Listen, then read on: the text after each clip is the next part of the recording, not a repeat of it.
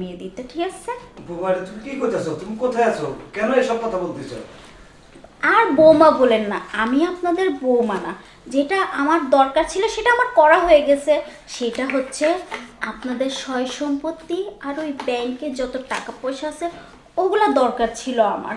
তাই আপনাদের দুই ছেলে আর ছেলের বাপের মধ্যে একটু দ্বন্দ্ব দরকার ছিল, সেই দ্বন্দ্বটা করাই আমি এটাই।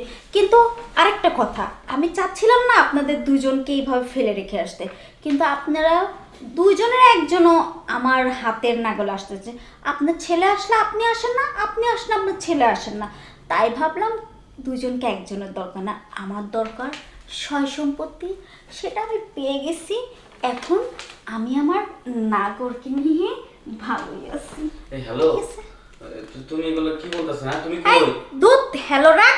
তুই কে? আমি তোকে চিনি না। রাখ, দে তোর বাপকে দে। তুমি আমার বউ। দুধ কে তোর বউ? হ্যাঁ, চলো তো ফোনটা কাইটা। আরে দাঁড়াও না, কাটলা কেন? দেখো এত কিছু এখন আর ভালো লাগে না। এখন আমরা কাজের পয়েন্টে আসি। হ্যাঁ, কি? যেগুলো তোমার স্বামী প্লাস শ্বশুর খেয়েছি এখন আমি টেস্ট করে দেখবো।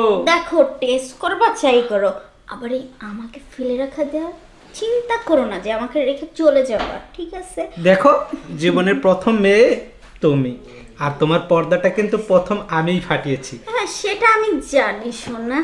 তোমার কথাই তো এই বাড়িতে বউ সেজে গেছিলাম খালি সয় সম্পত্তি নিয়ে আসার জন্য। শামীম, একটা খবর শুনলাম। কি খবর?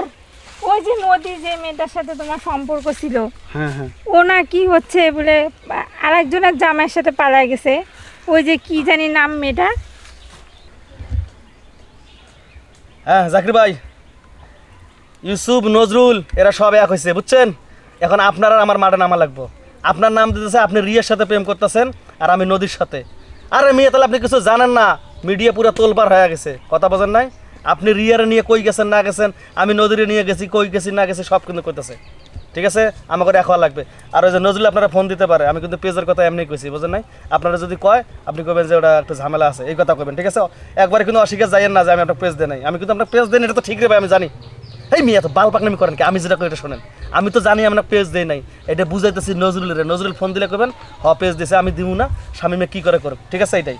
আচ্ছা, আর শোনেন, আমার ফোন রাখে, আমি কি করে শোনেন, আপনার কাজের গুল্লি মারেন মিয়া, আপনাকে আমি 10 দিনের শিডিউল দেবো, 10 দিনের কথা বুঝছেন?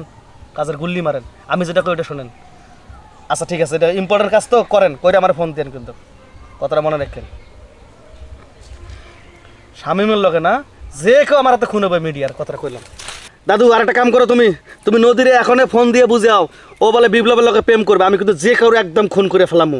আর একটা কথা, এই যে ডিওপি জাকির আছে না, ওই জাকিরের বাচ্চার একটা আমি পেজ দিছি নদীরে দেওয়ার লেগে। এই জাকিরের বাচ্চা এখন অস্বীকার যাইতেছে, ও বলে পেজ নেন, তুমি ওকে কাজিয়া করো। কাজ কি করবা?